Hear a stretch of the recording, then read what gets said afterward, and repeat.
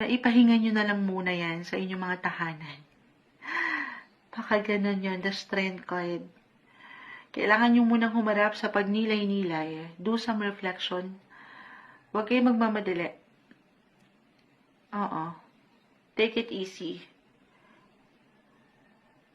Kahit sa pagplanuhan, very important na magplano para sigurado. Well, as a Virgo, detailed-oriented naman kayo. Magaling kayo dito.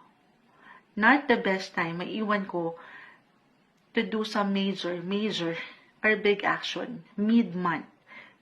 Kasi hindi ka ganun kaano yung energy. The strength card, reverse. Pero yung intellectual side nyo, yung pagiging leader nyo, the emperor, ayun nandito. Unti-unti nyo lang mo paangatin yan. Yung pagka-balance nyo, the Queen of Cups.